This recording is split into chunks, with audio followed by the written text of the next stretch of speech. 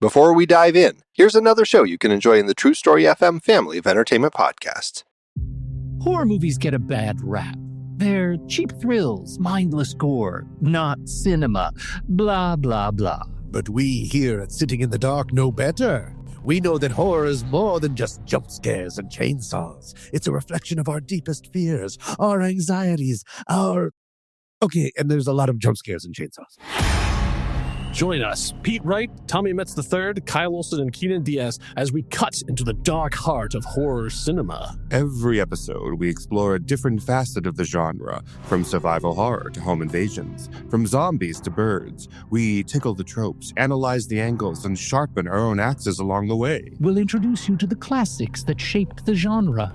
And the modern masterpieces that are pushing the boundaries of terror. Sitting in the Dark is your guide to navigating the terrifying, thrilling, and sometimes hilariously bad world of horror movies. We'll help you understand why we love to be scared. And maybe even convert you into a horror fan yourself. So turn off the lights, close the basement door, and join us. Sitting in the Dark. In a world where podcasts are a dime a dozen, one show dares to stand out from the rest. The Film Board, a podcast unafraid to tell it like it is. We're here for one reason and one reason only: downloads. That's right. We review new release movies because that's what gets people's attention. But just because we're in it for the clicks doesn't mean we don't take our job seriously. We're part of the Next Reel family of film podcasts, and we're proud of it. Our reviews are just as insightful and thought-provoking as any of our other film podcasts. It's just that this podcast is all about that sweet, sweet SEO. The nectar squoze from the tree of Bing. We're only human, but we're also creators. And creators eat clicks to survive. So if you want honest, unfiltered opinions on the very latest movies right on opening weekend, delivered with the self-awareness of a team looking for downloads, then tune in to the Film Board, where every download counts, but yours counts the most.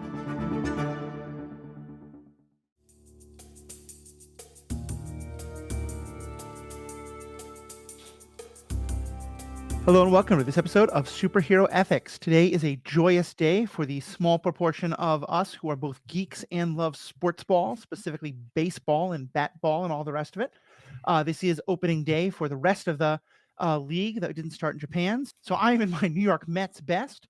But today we're here to talk about a topic that we've kind of been bouncing around thinking about, but became kind of perfect for today: the ethics of remakes, reboots, and adaptations. Now, if you're one of the loyal fans who's been tracking us on our Google Calendar, which I strongly recommend you do, information about that is in the show notes along with everything else about this podcast. You'll see we're trying to announce our upcoming podcasts as often as we can so that people can get ready for them. They can send in questions and thoughts and discussion, and so they can, if they want, join us in our live broadcast every Thursday at noon, 12 o'clock Central. That'll change sometimes, but that's the general time. And today, the reason I mention all that is if you'd been looking ahead, you would have seen that we had scheduled that today we'd be talking about the first half of the Daredevil TV show. We did an episode on episodes 1 and 2. When I made the schedule, we were all pretty excited about it. Me and especially Jessica Plummer, who's a frequent guest on this podcast and like me, a huge fan of the character of Daredevil. We thought we were going to want to watch the whole season and be really excited to talk about the first half. Well, that kind of changed within about the first 3 minutes of the first episode of Daredevil Reborn. I won't rehash all of it here, though I'm sure it'll come up a little bit. But as you heard, if you listened to our podcast about it, Danielle and I really didn't like it. We thought it was a very unfaithful reboot and adaptation of both Daredevil character in general, but especially of the character that had been established in the Netflix MCU. And so Riki and I had kind of looked at each other and thought, well, there are a couple other episodes we were trying to schedule, but we couldn't line up any of them for this week. And thought, since we're not doing our normal topic because one of the co-hosts doesn't like the way it's being adapted and remade, why don't we talk about remake and adaptations? So that's kind of my pitch and where I'm coming from, though I promise I do have a lot of positive things to say as well. But Riki, for you, what makes this an interesting topic? Well, most of the franchises that I follow have either rebooted or have continued in a way that is new. I'm Mm-hmm. thinking of Star Wars, right? Like Star Wars is all in the same continuity, Right. but for every generation, like a fandom, there's been kind of a new thing and it's gone in a different direction Right. than the previous iterations of like the movies. And now we see the TV shows are starting to do different things. Right. So I think like these franchises have become very much like entities in themselves that Mm-hmm. adapt with the times and change. And I always find that interesting. I have a lot of interest also in the comic book industry, and that, of course, has been going on for much longer and has Right. seen many more changes in characters that have existed almost for a century now at this Yeah. point in some cases. I think we're coming up on like Superman's 100th, Yeah. right? Within Only about a 15 decade years or away from so. that, 14 years away. Yeah. What And I so really to like, go ahead. take a character like Superman and what he means to people and to just examine like why he endures as a popular character, but also like how he has changed Right. in many ways. Well, I really like the way you framed it because I think you covered a number of the different things we're going to be talking about today. Because something like Daredevil is kind of a very obvious example of like a remake or a reboot where they are keeping the same characters and they're staying in the same visual medium, but they are, in this case, and they're sticking with a lot of the same actors. I don't think any actual characters have been recast, but they are kind of rebooting the canonicity. And of course, they're also kind of, you know, so there's discussions about how accurate are they being both to the comic books, but also to the earlier version of the show. But as you brought up, like Star Wars shows us actually a lot of other kind of things that can happen. Because first of all, there is, as you said, kind of the over time and over generations, the world of the 1970s is incredibly different than the world of the late 1990s and then the world of the 2010s, when our three kind of major generations of films have come out. But at the same time, within Star Wars, you've also had the adaptation of characters from books come and in some ways full stories coming into live action. You've had like with the Ahsoka Tales of the Jedi, or of course the character of General Thrawn. You've had characters who start out in animation coming into live action. Ahsoka being the most obvious example, but Saw Gerrera, a number of others. Thrawn starts in the books, but then goes to animation before he comes to live action. And then you've had characters that have gone the other direction. With the Clone Wars, you had a lot of characters who started in live action, then became animated characters, and then now are back to being live action characters. And I think with all of these, there's so many questions that comes up about, how do we do adaptations? What does it mean to do an adaptation? All these kind of things. And we're going to kind of bounce back and forth with a couple of different directions of approaching this, but let me kind of just start with the most general question. For you, Riki, why do you think, well, actually, let me back up even a little bit further before I get into kind of the ethics of it. Why do you think we're getting so many remakes today and reboots? And does it feel like it's more than there has been in previous years? It feels like it. Yeah. One of the stats I guess I heard from 2024 in movies, like the top 10 grossing movies in Mm-hmm. theaters were either reboots of things or sequels to existing movies. Yep. I don't know that was like around November, and I don't know if it held up all the way through. But I think like Wicked was like just about to break into the top 10. Of course, that is an adaptation of a Mm-hmm. novel slash stage play, Right. a Which are musical. both themselves at, take-ons of a franchise 70 years, Right. that is literally 100 years old. So, I mean, you cannot ask a question like this without engaging with just the business side of it, of Mm-hmm. movies, TV, etc. And there's a safety in the business of making an adaptation of something that you know already has an established fan base, Right. like the Wicked movie, right? Like people went to see the play. People read the book and like, oh, a movie's coming out. I know the story, but like now I'm excited to see it in theaters is like a thing. Yeah. And I think that happens with any of these franchises, right? That adapt something. Certainly like the young adult novel into movie trend brought a Mm-hmm. lot of fans, and especially like those younger fans that read the novels into theaters. Right. If you grew up with something, A, you want to see it yourself, and B, especially if you're an adult, maybe this is how you introduce your kids to it. You really want to kind of, focus on that. And I think there's a lot of this that's kind of outside the purview of this podcast in terms of the economics of it. I can't say I know all of it. I do know that we're in an economic time with movies, a lot because of the special effects budgets, but for many other reasons where, yeah, it's harder to take a chance on something, and people want much more safe bets. And I think there's a lot of conversation to be talked about how that hurts movies in general and media in general. Although it means that there's a lot more possibility on TV, but even then, sometimes, the budgets can be astronomical. Yeah, that's the thing is that I think when you say it's harder to take a chance on something, it's harder for a movie that costs $200 million, like Yeah, let's just say as a ballpark, to take a chance on something, right? Like a high budget action movie has to draw in a certain amount of people, certain amount of money. But right. I do like for me, like, I am a huge horror movie fan, and those Mhm. movies have very small budgets, relatively speaking, for Oh, movies, yeah. like somewhere between like 10 to 50 million, right? It's a small budget. But there's a lot of horror movies that take chances, right, with new things. We there are established franchises like Scream, Mhm. Nightmare on Elm Street, that kind of thing. But a lot of my favorite horror movies within the past 5 years are just, like, new things, and Yeah. the studios and the filmmakers are just taking a chance on something, and it's exciting, and there is this thing where, yeah, like, some of them are probably gonna spawn new franchises, like Mithrigan, for example. Mm, Like, I know there's already a sequel being worked on. right. Well, so let's kind of talk about some of the other reasons, because I think money is obviously a big one, but I do think there are other reasons why people make remakes. Um, and I just kind of put a couple of them together. And if you want to jump in and comment on any of them or add others to the list, but I think one is because the desire to tell a story in a new medium, and I think a lot of this time it's the let's take a novel or a comic book or something like that and put it on the big screen. A lot of times it's the let's take something animated and put it into live action. And Mhm. that's a topic that you and I have, like, some mixed feelings about that we've discussed. We may touch on again.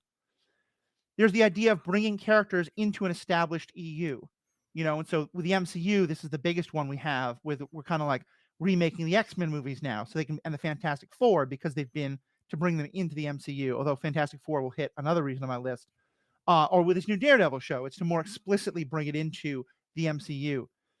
Um, Animation live action, which we've talked about, modernizing a story, I think, is often kind of one of the reasons for it. And to some extent, this is a purely financial thing of that there's a need to protect copyright. I think the most famous of these was the second iteration of the Final Four, not Final Four, the Fantastic Four characters, the one with Michael P. Jordan as Johnny Speed, Johnny Rocket, what's his name? Johnny Storm. Johnny Storm, thank you. Um, where you have to protect the copyright by making something every 20 years or so, but also just sometimes um you know like characters like Superman, like Batman, like the stories can be great, but sometimes you want to introduce them to an audience, partially to make money, but also sometimes to update the story in some ways. um and then I think and then of course just the money grab. Anything I missed on that list, you think, or any comments you want to make on the things on that list? Sure, I always think of Spider-Man as the we are just trying to hang on to To our. the IP, yeah. Yeah, because we had the Tobey Maguires and then the Andrew Garfields, and now we get like the Venom slash Spider-Verse villain movies Right. that just come out every couple of years, and it's like that's what Sony Studios needs to do in order Right. to hold on to their license as part of their Right, and to agreement. hold on to the other characters as well. That's why they'll Mhm. do Venom and then have a lot of the other villains and stuff like that. But yeah, like animation, I think is a very important one to me Mhm. because I love anime. We all love, like the Star Wars animated series like Rebels, and to see those characters come into live action, there's something special about it. Yeah. Um, the One Piece anime, like Mhm. Japanese anime to live action, has a very mixed bag, mostly bad. Right. But, we talked about the One Piece live action, in my opinion, was probably the best anime to live action adaptation I've seen. Yeah. And the fact that it was done well is just heartwarming and promising for other Yeah. future projects. And I hope that they happen and that people, like the people who are doing these things, pay attention to why it succeeded. Yeah. And the love and care that the people involved had for the property and put into it. You Hmm. talked a lot about the business and the Right. money, but I do also believe that there are people who love these things and just like want to make them. Yeah. I think I think that's Star true. Wars, a lot of the people now who are creating the Star Wars things we're watching are like us. They grew up on Star Wars and they're like, I now have this opportunity to add to this thing I love. Yeah. I think And it's really true. why wouldn't you take that chance if you're like a writer or director, right? I think that's true. I'm really glad you brought up the anime to TV one because I think that's one where I think there's actually another thing I should have put on the list, which is expanding the audience. Because and this is again where I Yeah. think it's kind of a mixed bag because as you and I have discussed, I think both of us think there can be a fantastic storytelling in animation, anime specifically, but also just in other forms of animation. And sometimes I don't like the idea that it's not really a real story until it's become live action. And that's been a lot. I think we're probably not even going to touch the whole debates over the Disney live action remakes, but I know that discussion comes up a lot there.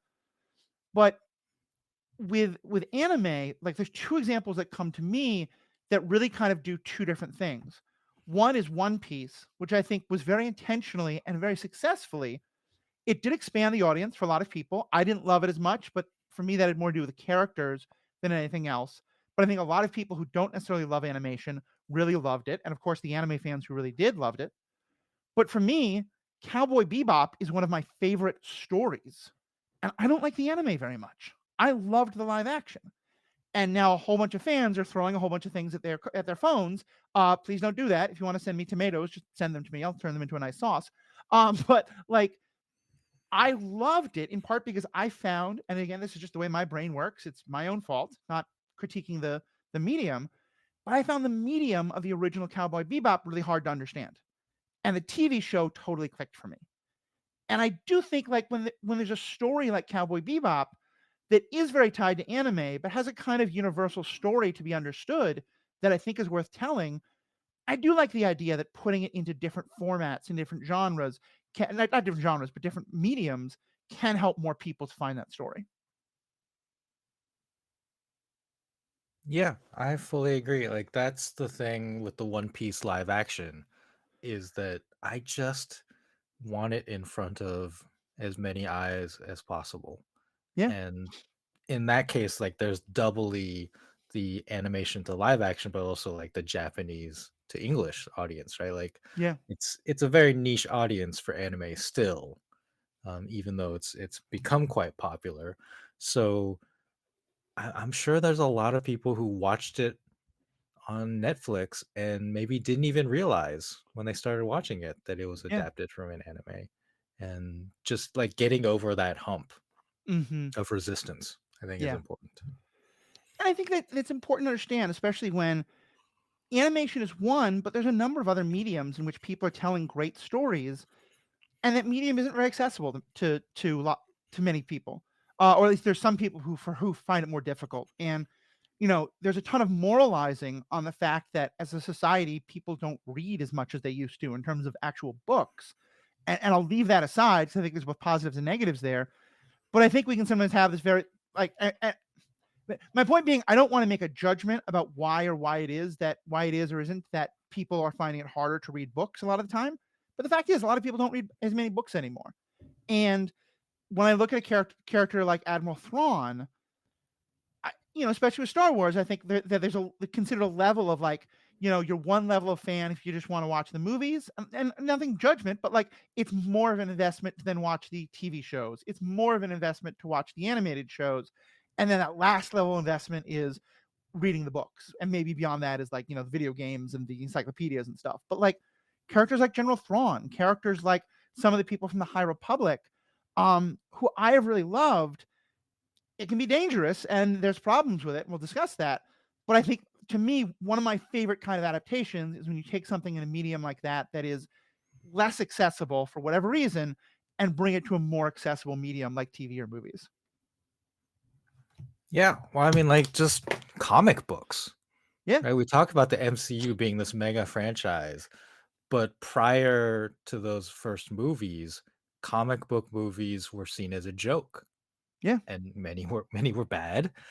And just like comic books in general, a lot of people did not consider them to be good storytelling, or like they weren't for adults, or whatever the derogatory thing. But being a comic book fan, like in the 80s and 90s, wasn't popular, right? Like it wasn't Yeah. a popular thing in the mainstream media. And so many of those stories are iconic, and now we are seeing like this shift, and people are trying to retell some of those stories in Yeah. movies and TV.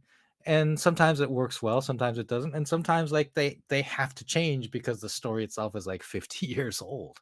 Like Yeah. we start with the MCU. I know Incredible Hulk exists, but Iron Man, right, is considered by a Hmm. lot of people to be quote unquote the first MCU movie. And the start of it, his origin story in the movie begins in Afghanistan, whereas in the comics it was the Vietnam War. Right. And I remember the debates of people like, well, like they changed his backstory. It's like, yo, but it's the year 2000.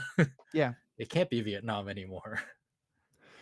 Right. And that's totally an issue that I want us to get into when we talk about like what works or doesn't work about an adaptation. Because I think often one of the better things you can do is to kind of, bring the story into the modern day in a way that we've seen a lot of stories do well and a lot of stories really struggle with. Um, the last thing I'll just say though, on the kind of, the last thing I'll say though, on this general idea of like shaping the terms of what we're talking about, because I think this is more recent and until very recently has very much been a joke, but in the last couple of years we started to really see it work, is the video games to TV movie type things. Oh yeah, And absolutely. part of this is I think that just video games themselves, as the technology has gotten better, but also as generations who started on video games have grown up with them, Pac-Man isn't telling a story. I have no idea why the ghosts are trying to chase Pac-Man and why he wants to eat those little pellets. I just knew that when I was 8 years old, it was fun. I don't think there Mhm. was a story behind Tetris. There probably was somewhere, but I just knew it was fun Russian music and moving the blocks around. Today, like, so many video games have these really in-depth stories to them, and some of those are being made into, major motion pictures or TV shows. And you think of just comparing the reaction that the World of Warcraft movie got when it came out. And granted, I saw it in theaters. It was real bad. But compared to The Last of Us, a show that was nominated for Emmy Awards and won one for Nick Offerman for guest actor in episode 3. And a number of other video game movies have been very well received. Fallout was one. Um, the Resident Evil movies are, I think, I don't think they've been Oscar nominated, but they're definitely considered like some of the best of, just when you want like a fun zombie shoot 'em up movie. Like Resident Evil movies are quite beloved by a lot of people. No. Riki is shaking his head, and that's very fair. I Um, okay. I love the Resident Evil game uh-huh. franchise. The movies are just so we're gonna talk about this in more in depth, but they're not true to the video games. Okay, that's fair. Like That's fair. they are based on is how I would phrase it. Okay, that one's fair. I've heard a lot of debate on those. So let's start with that. What do we mean when we say that?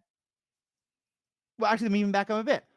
What do we think should happen? Like, what do we want from an adaptation, reboot, or remake? And because you mentioned this idea of being true to it, what does that mean?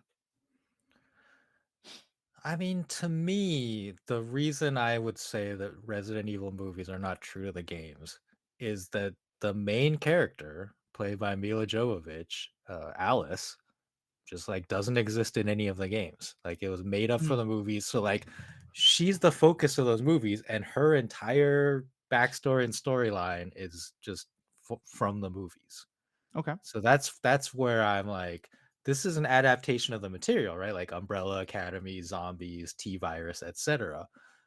And there are some beats that match, Mm, like the nuking of Raccoon City, but it just like does its own thing, which okay. is fine. Like I think the movies are bad, like from a movie making perspective.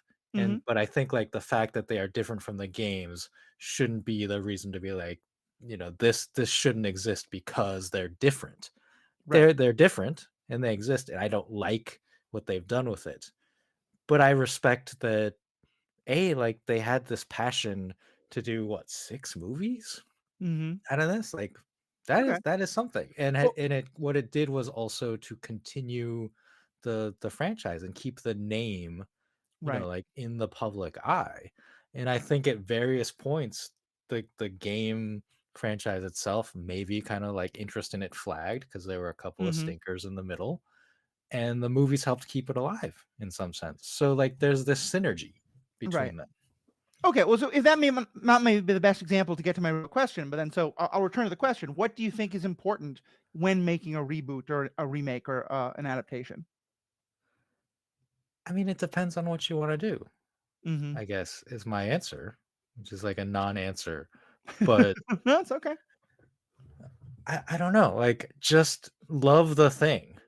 Yeah. And even if it is not to every fan's liking, like the Resident Evil movies are not to my liking as a fan of the video games, I still acknowledge and appreciate the passion. And I Yeah. think you have to have the passion. Like it's hard for us as fans to tell, right? Mm-hmm. Are you just making this because of the money? Right. So I don't know. That's like a judgment call that each Mm-hmm. of us has to like decide like what do we think is going on here? Right. Yeah, I think for me, I think I do am a little more specific about it, but I do have a lot of I do think it's very contextual, and even some of the kind of specific things I'm about to say, I think there's exceptions to. But I do think what you said about having a love for it and a passion for it, and I think for me at least, it is important to be trying to honor the work that you're doing. And what I mean by that is, and here I'll say, I think here's a marked difference for me. Um, and this is one of the biggest questions that comes up is I want it to be true to the spirit of the original work. And for me, what that is less about the look of something and more about the ideas behind it. So I'm going to take Star Trek for example, because I think actually this is a important divide that comes up a lot. The original Star Trek series and the Next Generation series, uh, obviously have a huge fan base. I would count myself as one of them. And a lot of people are very invested in the look of those ships. And for the most part, every generation has had a literally the next generation. And so when you had a new generation of TV making, you were also telling a new generation of technology in the story, so that a story made in the 80s and early 90s, like the next generation and its follow-ups, they looked like they were more technologically advanced than the original Star Trek, because the movie making, TV making of the late 80s was a lot different than the late 60s. Then in this kind of third wave you've gotten, that started with shows about, going back to the time of Captain Kirk and Spock and even a little bit before then, but they made a conscious decision to make them look much more technologically advanced. And a Mhm. lot of people didn't like that. And I'm not saying that that's wrong by any means, but for me at least, what I care about is that not that it looks the same, but that it feels the same. Because for me, an essential part of what Star Trek is about is the spirit of exploration, is the idea of infinite diversity and infinite combinations, is the idea that we often don't know things and that our first understanding of something may well be wrong, and that we need to look deeper and past our emotional responses to things. And that a lot of times negotiation and bridging miscommunications can solve conflicts a lot better than just warfare. And I think a lot of the TV shows really honor that. I think the J.J. Abrams movies absolutely do not. And if you want a fun movie about laser fights and people fighting with laser guns and ships fighting with phasers and torpedoes, the J.J. Abrams movies are fine, but they don't feel like Star Trek to me. And so I use that as kind of an open example of, to me, there has to be some understanding of what's the message that's being portrayed by the show? What are the questions that it's asking, even if you're not giving the right answers, or if there aren't right answers? That to me is, I think, the first thing I look to is what's the heart of the characters, what's the heart of the series, and of whatever it is, and is that being honored? Yeah, I like that. Um, Partly because, yeah, the whole Star Trek thing is interesting because a 1960s TV show, like the budget and the technology that they have, Mm-hmm. it's a very cheap show. I mean, it was expensive for the Yeah. time, but like compared to now, especially like the lack of CGI, like it looks cheap. It looks like a TV set, Yeah. right? The crew of the bridge of the Enterprise looks like a TV set. And that's fine for what it was, but I absolutely do not think that like a new adaptation of Star Trek should hold to that look because then Right. it just looks like something from the 1960s. Mm-hmm. And you want it to look like something from, 2200 or whatever, Mm-hmm. 2300s. I do think though it's interesting to compare that to Star Wars, Mm-hmm. which was late 70s, and it's very different because the storytelling in Star Wars takes place in a very narrow window, right, of about 50 years, let's say. Like it's all within the lifetime of the Skywalkers, right? Right. Kind of two generations of Skywalkers, the movies at least. And Yeah.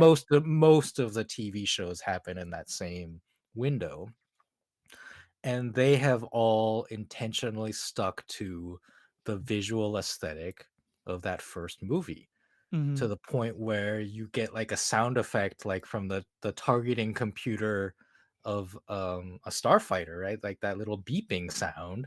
Yep. They reuse that and we all recognize it and like we cheer when we hear that sound of all things. Mm-hmm. I love every time a gonk droid appears on my screen and Yep. it looks like the most plasticky trash can thing ever.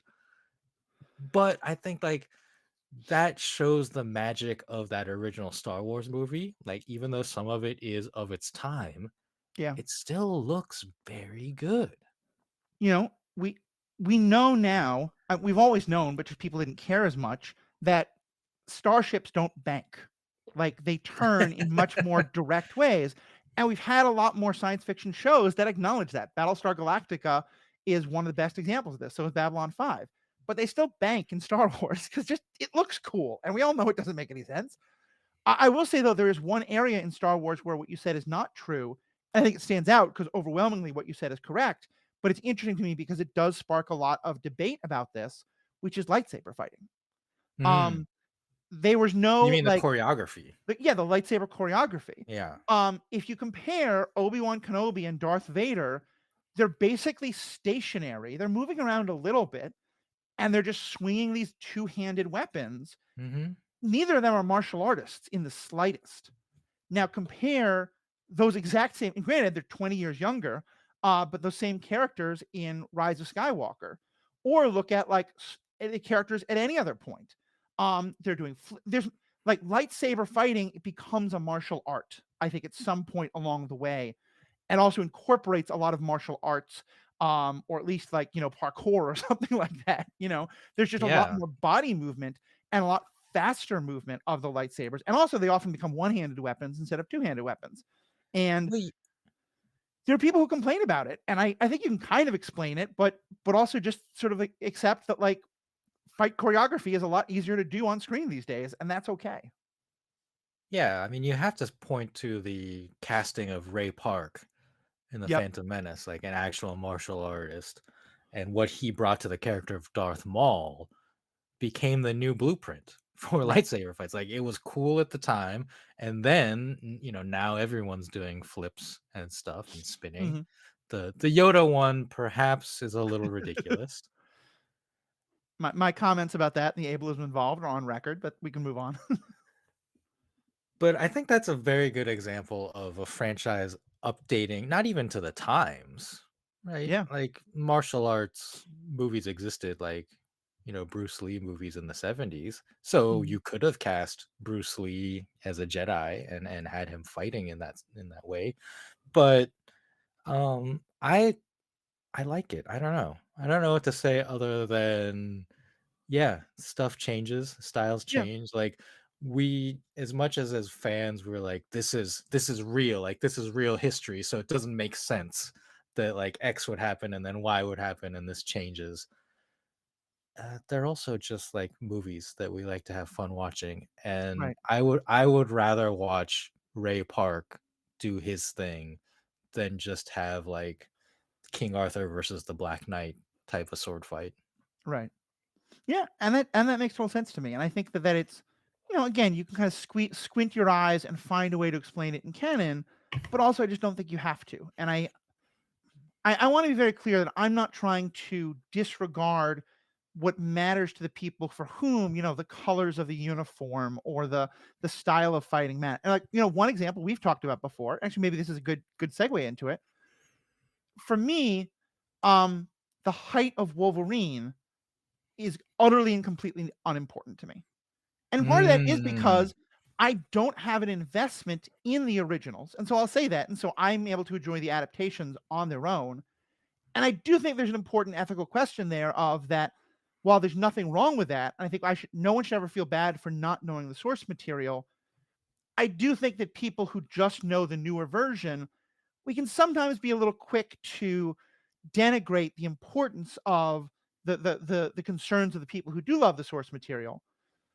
But I do think, but to me, even I believe, at least for myself, that even if I had read a lot of the source material, the height of Wolverine would be so far away from the thing that I would care about. But I know it's really important for yeah, you and for a lot of other fans. it is important. Mhm. Wolverine needs to be a short king. Yeah. And so here, that may be weird to people, but I would consider his height to be like an essential part of his character. Yeah, that's fair. Like top 5, like the healing and the Mhm. claws, being Canadian, like being short. And that's not just like, oh, well, he's like always short, but they use that in stories. Like the fastball special, right? Being Mhm. thrown by Colossus is specifically a battle tactic that they use because he's short. Right. Yeah, no, that makes a lot of sense to me. And I think it kinda gets to what I was saying earlier is that I am a lot less interested, and again, I don't wanna be dismissive, but when someone's concerns are purely aesthetic, I tend to tune it out a little bit. But when it is something that is like, it's not that he's short, it's that there is discrimination against short people in our society, and it's something that he experiences and is a part of who he is, that I have a lot more sympathy towards, rather than just like, oh, the uniform is supposed to be this color or that color kind of thing. Yeah, I mean, like color was a thing I was thinking of. Mhm. Um, I don't know, because like the the 90s X-Men movie did that whole thing with like, oh, what? Like you were expecting yellow spandex and Yeah. like specifically called out the comics, which was weird. And of course, Mhm. like X-Men 97 just flipped that on its head 30 Right. years later, and we all cheered. The comic book fans cheered. Yeah. So I don't know. I think to me, like aesthetics, colors, like that is part of it. Especially That's when you're fair. talking about visual mediums, like comic books as a visual medium, color is so important, Okay. right? And there we can go to extreme examples. Like, what if the MCU had decided that the Incredible Hulk, instead of being green, should be blue? That would be like mind-bogglingly weird, right? Like no one Yeah. would accept that because being green is part of his character. Right. Why? I don't know. Like originally he was gray in the very first Mhm. issue, number 1. And they changed it because I think of the ink issues or something. Yeah. So Which is technically, also kind of like, why the, Luke's lightsaber changes from, green to blue, yeah, is that in Return of the Jedi, it may have been from blue to green. I think it's from green to blue. blue But to green. His blue to green. second Okay, lightsaber yeah, is green. because the blue really didn't show up against the desert in the Jabba the Hutt scenes. But no, okay, you're right. And I will take that back to some extent. That while it doesn't matter to me, I probably should have more sympathy and understanding for those kind of concerns. And Right. and I And will like, say, if I can just say further on that, the example you brought up is actually a perfect one because at the time I loved the line, what did you expect, yellow spandex? And that was a line that I would use in trying to convince my friends to go see this movie. hmm, And I realized because what it did was it was kind of giving me permission to say, no, no, no, this isn't a comic book movie. This is a real action movie. It's just sort of based on the comics. and it was giving me and a lot of other people permission to sort of that it was okay to watch it, even though it was one of those icky, silly comic book movie things, Hmm. and it worked.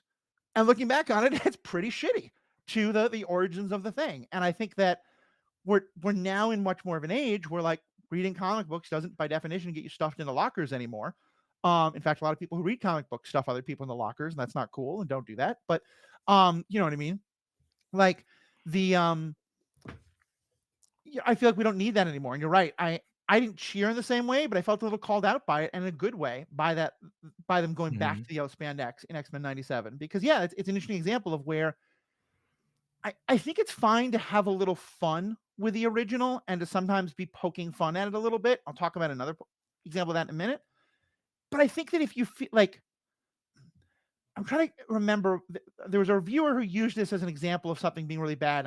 It was one of the, I think the middle MCU movies. I'm not sure, but they said that it felt like the writers were embarrassed by the source material, Yeah, and you yeah. can't have that. You have to be proud of the source material, no matter how silly it may be. Um, and Otherwise, yeah, why are you doing it? Like going back to the whole thing about passion and having a love for the property, right, right?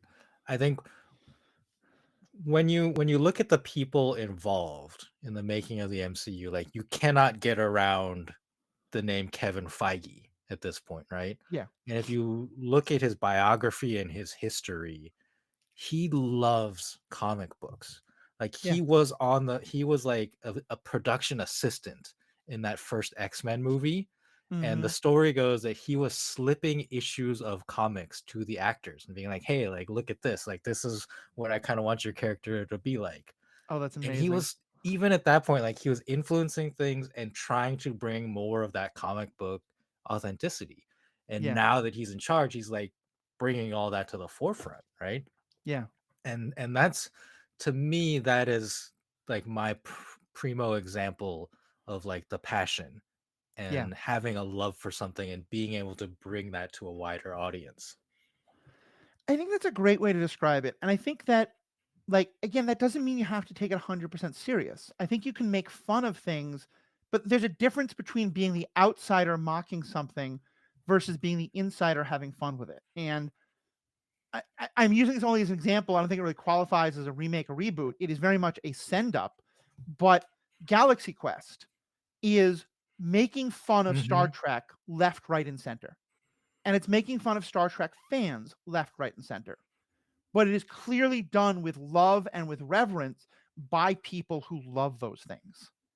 And to me, that's so different than something like the Big Bang Theory or like some of the stuff we're talking about where it feels like it's embarrassed by the source material, you know? And I think that, like, to me, that Galaxy Quest is kind of the outer limit of you can have fun and you can laugh about the things that are silly about the thing you're remaking while still honoring it.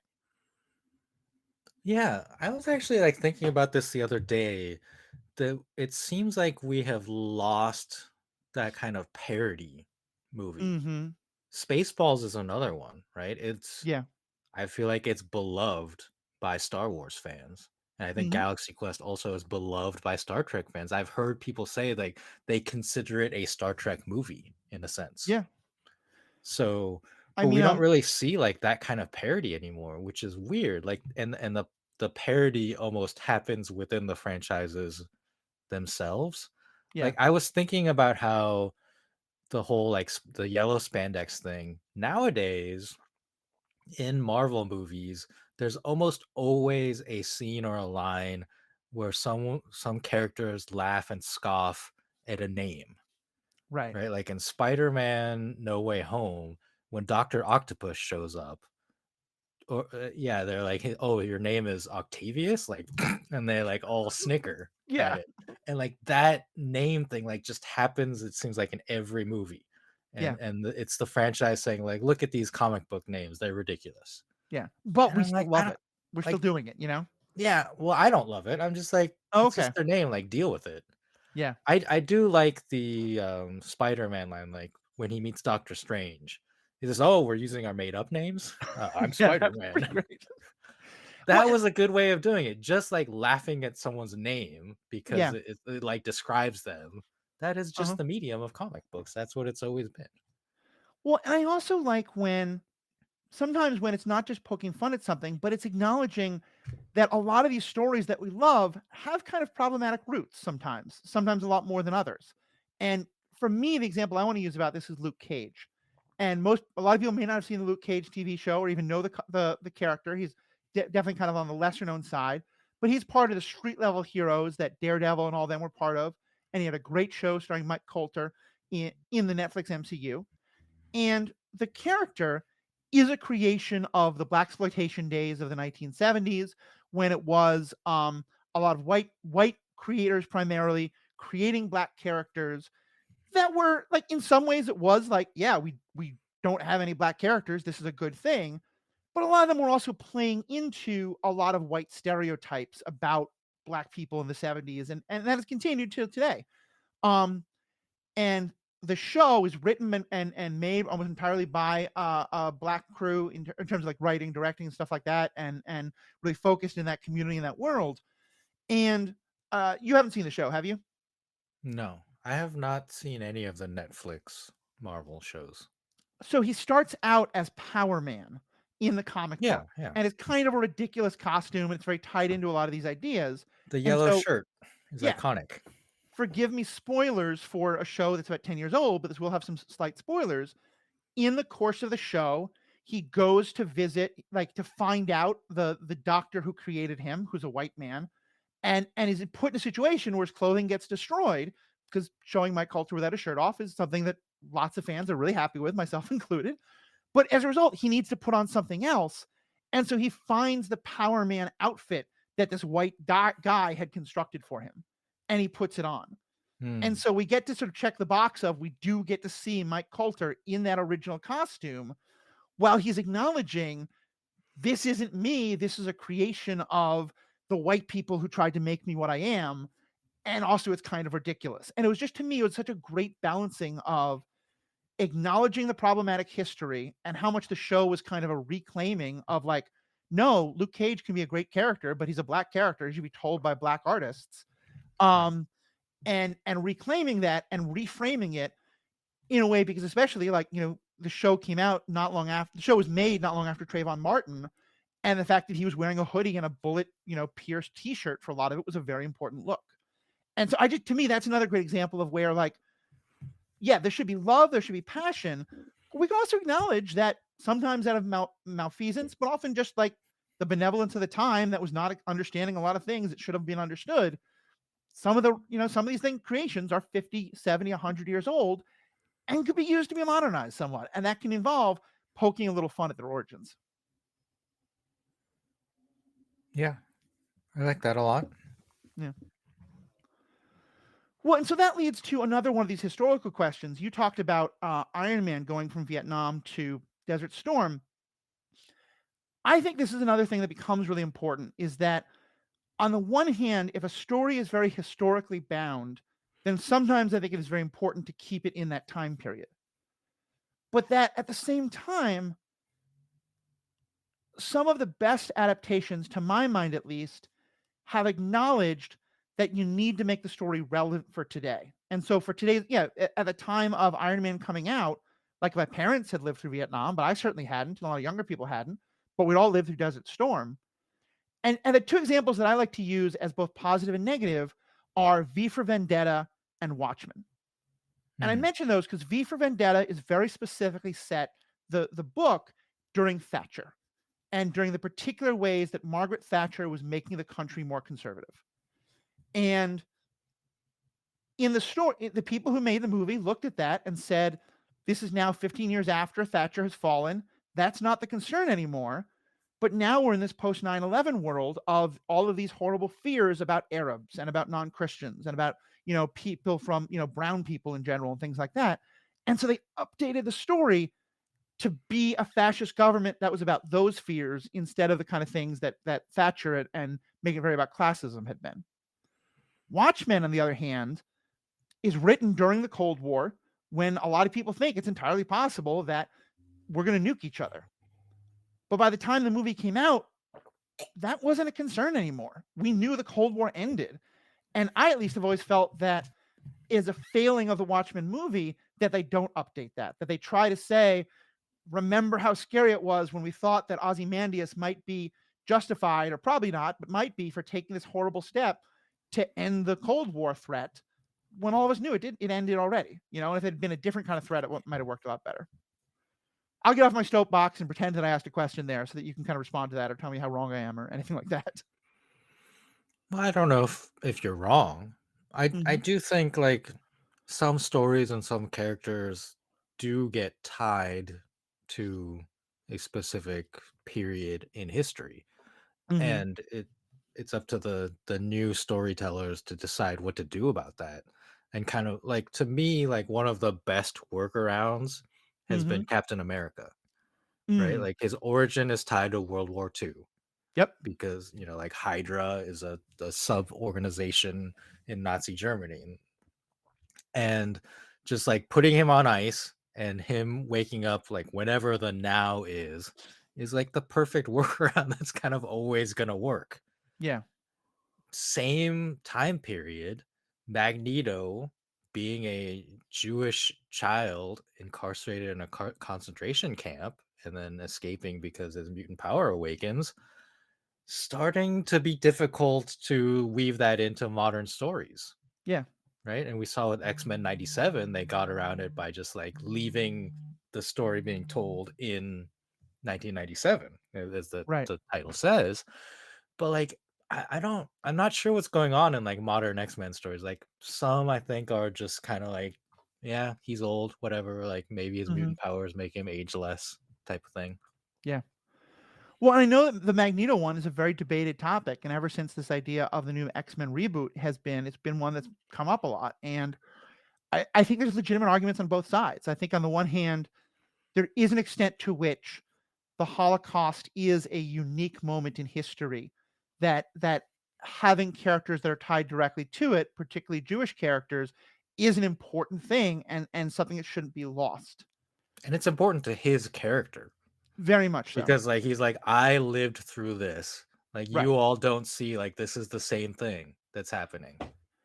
On the flip side, though, I think that the idea that it was this completely unique thing that has never happened before and will never happen again isn't actually accurate. And there have been a lot of situations that are similar enough that a character could draw very similar lines. And so the idea has been, things like, could you set it in South Africa, or could you that he, was under apartheid, or Mhm. in, Southeast Asia under, or Pol Pot or something like that, or could you put him in just the American South and having gone through civil rights or anything like that. And it's one that I think there's almost no way to do without offending a lot of people. And unfortunately, like a while ago, I would have said make him a Palestinian, or and give him still some Jewish. Like I've always liked the idea that Magneto is a title that can get passed down. And so, for example, like the Magneto of the Holocaust has a grandchild who now goes through this other horrible experience, and that kind of he's the one who takes up the mantle.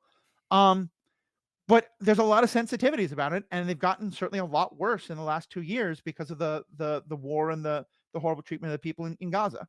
And and yeah, so I feel like that's one that I think has to be handled incredibly carefully. But I will say the fact that a lot of the related characters, like the fact that characters who are in the comics often tied directly to him, like Wanda Maximoff and her brother, those characters are often portrayed as either Jewish or Romani or both, due to their connection to Magneto and to their mother. Neither one has been honored. Um, and yeah, I think it's a really interesting question of what do we do when characters are not only bound to historical events, but are bound to one about which the historicity has changed a lot, and or just the historical understanding has changed somewhat. I think that would be part of even of the Vietnam thing, is that just, popular opinion about Vietnam is radically different today than it was at the time that the first Iron Man came out. And I don't think there's an easy answer, but I think I think there's a real importance to really be very thoughtful about what message are you sending, both in who you include and what you change and what you take out, and how is that important, and how is that honoring the original spirit versus, you know, recognizing what has changed in the world around you.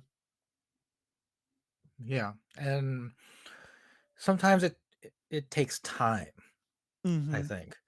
I don't think now is the right time to write a story or an adaptation about Palestinians because we're still in the thick of it and things Yeah. are happening and there's a lot of emotion. And I think same thing, like even with 9/11, right? Like now I think we are starting to see more nuanced stories being told about 9/11 or like following those events Right. rather than like immediately after it was probably just like all like hyper patriotic Right. stuff. Now it's like let's examine like all sides of this. Right. And you just I think history, like when you're living through history, it's hard not to be emotional about it. Yeah. And it does take some time like to tell like look at Schindler's List, like what was that, like 40 years say after the Holocaust. It came out when I was in high school, so that would have been like early 90s. So yeah, like 35, 40 years and after. and that movie was as much about like let's remember this thing that perhaps like we're several generations removed, some of you might not know these stories, Right. and the need to retell something and make sure that history is not forgotten is equally as Right. important. Yeah. Yeah, I mean, like we talked about when we did an episode on Godzilla minus one about how it was kind of a retelling of the Godzilla story at a Yeah. time, the Gojira, and told by Japanese, Japan in 1953, telling a story that's very much about the nuclear bombing and World War II is a fundamentally different historical understanding than that movie, which is really kind of a reckoning with Imperial Japan and kamikaze and all those kind of things in a way that wouldn't have made any sense to tell in the 1950s or even 60s, 70s, or 80s. Mm-hmm.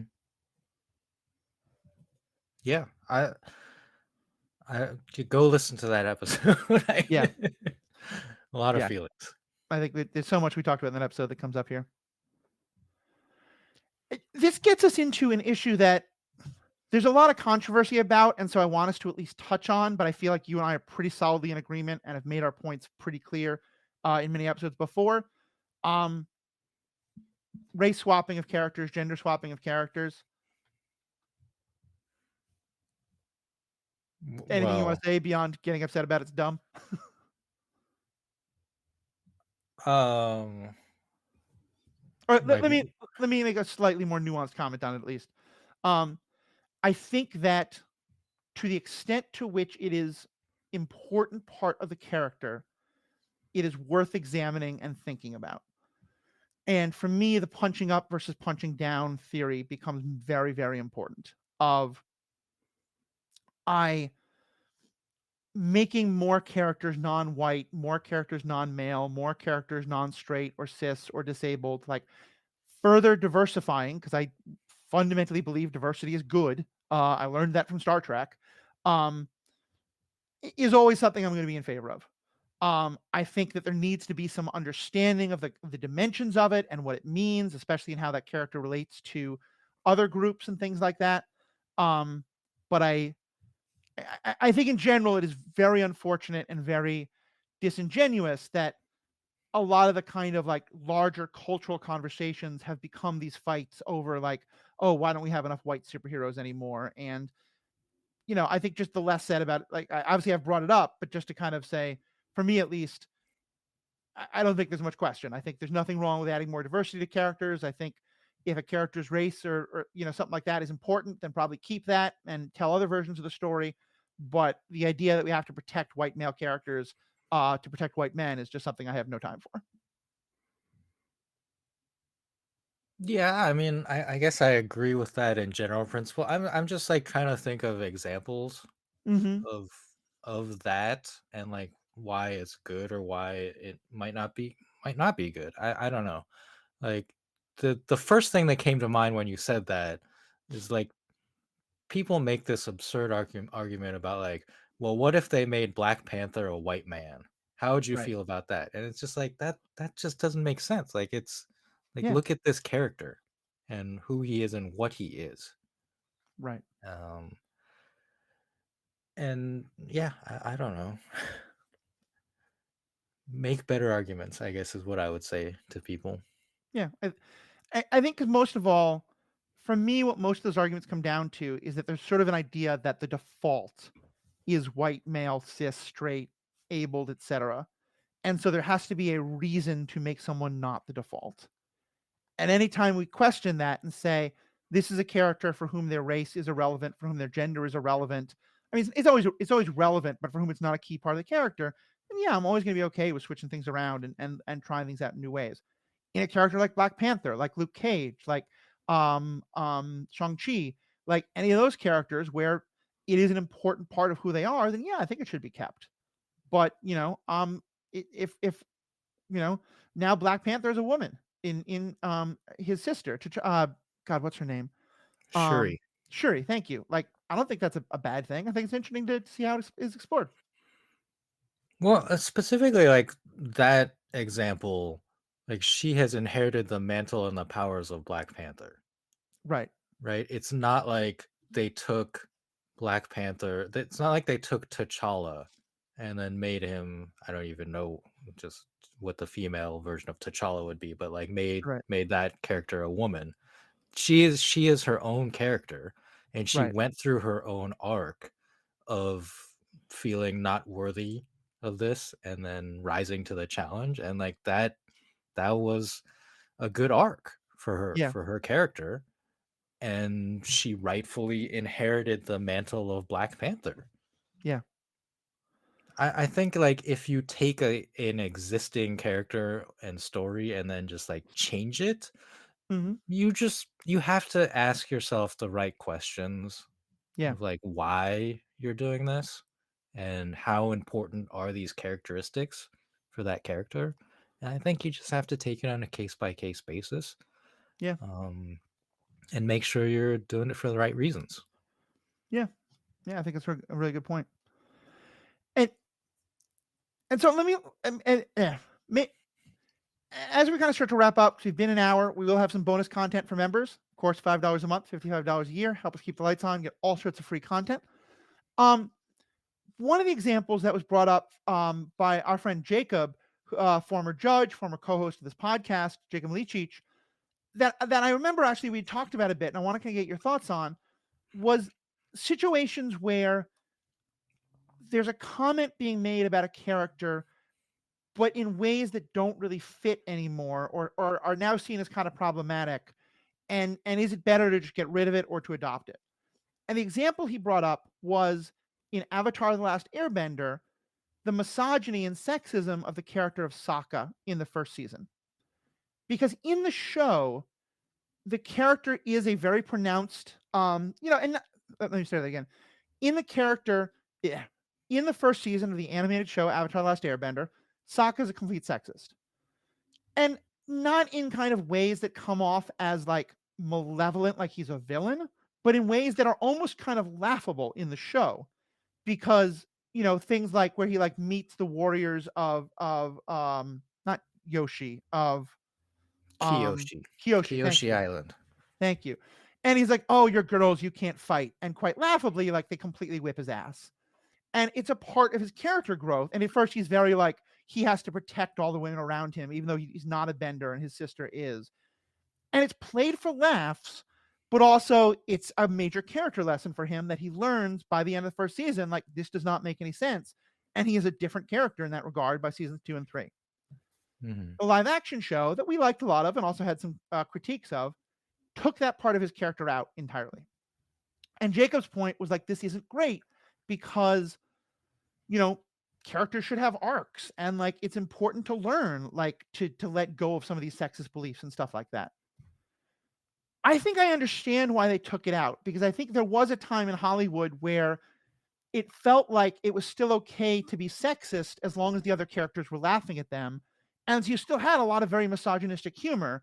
Barry Stinson Stimson in the character of wow, I got it totally wrong. Barney, the character in How I Met Your Mother, to me is a great example of this, where there's an awful lot of very misogynistic humor, but it's like it's okay for us to laugh at it because we, the audience, are supposed to know that he's ridiculous and stupid and terrible for this. I feel like, though, there's a middle ground where you could update the way that his misogyny is shown without making it the laugh that it is, and they were kind of like sneaking in misogynistic humor, but still have it be like, just because sexism expressed in very different ways now than it was, 30 years ago when that show came out in animation, 20 years ago, whatever it is. And so I feel like you could have kept that in the character, but just portrayed it in a different way. What's your thoughts on this? Yeah, I've been thinking about this because right now I'm fine with what they have done with Sokka's character, the update, because yeah, just I guess how I would put it is that the show not having that in itself Uh-huh. is progress, I think. Yeah. Like you said, not having that be a part of his character Mhm. means in some ways like it's not a part of society, like that obviously like not true, Right. but that we are like moving forward in a way that like this character, like at one point, yes, like we laughed at this character and pointed out how ridiculous he is. Now like we would say like he's not even, that would not even be a realistic character, I guess, Right. in a sense. I was thinking about a similar thing um in Cobra Kai, that the character of Johnny is racist and misogynistic, Mhm. and we laughed about it, like, oh gosh, like how can he say these things or like think Right. these things. And in that show he learns some lessons and comes in contact with people, like particularly Miguel and his mother, and grows, Right. right? And it's like that's nice. It's nice to see. It's heartwarming, like here's this man who has changed. And then every season he resets and Yep. makes some bad joke, and it's like, oh my, like face palm. And I just got so tired of that, Yeah. that he wasn't growing, Yeah. and they were resetting him. And that's why, like, even though it's a different show, like live action Avatar versus animated Avatar, I'm kind of like, okay, like Sokka's not that person anymore, and that's probably better. Yeah. I think that's fair, and I'd push back a bit on the, like, it's not believable anymore because, like, I somewhat agree with you that the way his sexism was expressed isn't, but we certainly are seeing a huge resurgence in that very misogynistic, like, women shouldn't be in the military, women shouldn't vote, being, like, a legitimate political position that some people think is a legitimate political position, even though it laughably should not. Um, I I guess for me, it's one of those things where, yeah, I would wanna see it modernized. I like the idea that in this completely made up world of Avatar, that thinking just doesn't exist. I have no problem Well, with that. But I would wish that either they gave him some level of that thinking just in a very different way, or they gave him some other thing to overcome. Because it does mean that his character doesn't really have any growth, and I think that that can be sometimes a, you look at characters from the past, if you're gonna take away a problematic flaw, I do think it's important to give them something else to overcome. Because if a part of their growth was it, like, because I think I don't like what he grows out of, but his growth is such an important part of his character. I want to see something like that. so I when I say like it doesn't exist, like it does exist, because we saw in the Northern Water Tribe, the water bender there Oh was yeah, like, that's I right. don't I women can't be warriors, was like the attitude, right? Right. Or the rule or whatever. So it does Yeah, I exist, remember. but I think like that being the character who expresses that, being like a very old man, like of the Mhm. older generation, it's like, no, like old man, like you're wrong. And the new generation is like, the women can fight. It's Right. cool. And then like even the older women were like, yeah, just let us fight. Yeah. Yeah, that makes sense. And yeah, like, 'cause obviously there's so much to talk about. I had thrown one. No, let me change that. Obviously, there's so much to talk about. I'm going to say a word or two about Daredevil in closing, and then Riki, anything last Yeah, things you want to say? I'm I'm curious. I need to hear more about this. Sure. So for me, there's two things. And this is going to be major spoilers for events that happen in the first 5 to 10 minutes of Daredevil. That have been talked about online a lot, but still spoilers. For me, there's two main things that I care about when you offer me a remake or a reboot of something, and I'm willing to go pretty far in terms of things being very different. One is I want to know that you honor and respect the thing that you are starting from, even if you're going in a very different direction. And two, I want to know that you're trying to keep the essence of the character basically the same. Hmm. The first 5 minutes of the first episode of Daredevil. And I'm projecting here. I don't think this is actually what happened, but I think this is what it felt like to me. It felt like the writer had wanted to write his own Daredevil story and had gotten a lot of pushback, especially from fans being like, no, look, we loved Netflix MCU. Please keep that.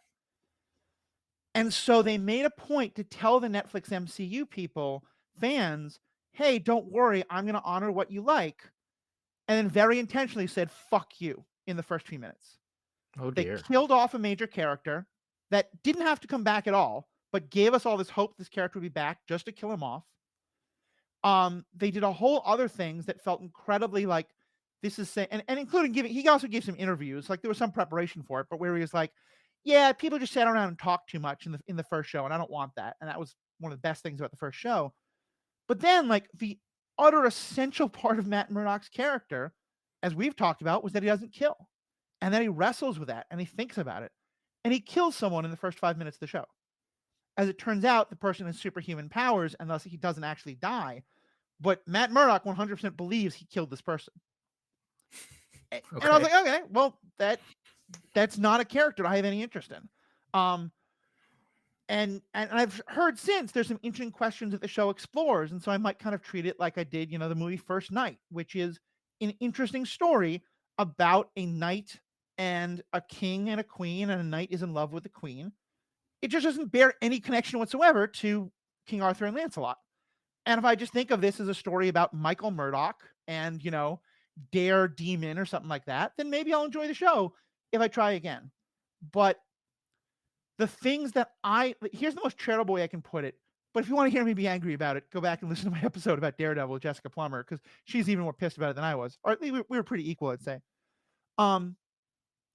The things that I loved about the character of Daredevil and the world of Daredevil clearly are not important to the person remaking it.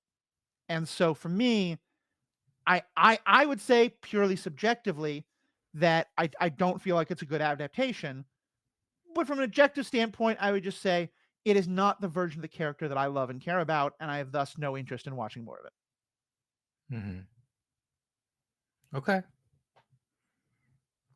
So that's my little rant. What about for you? What are any last comments you want to make on this topic before we break? The bonus content will be us ranking some of our favorite and least favorite adaptations. Yeah, I mean, I guess what I would ask in terms of Daredevil Born Again, right? Because I think you're comparing it to the Daredevil Netflix show, rightfully so, because it's the same actor.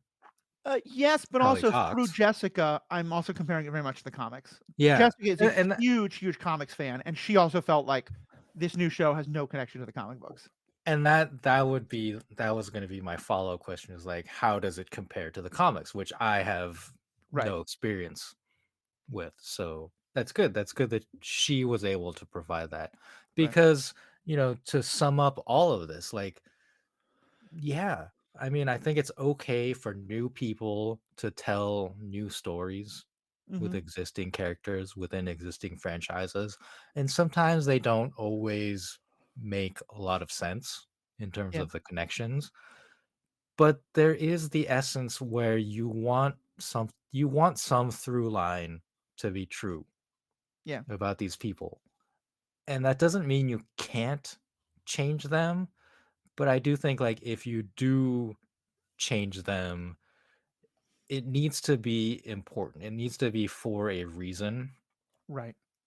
And the exploration of that is important.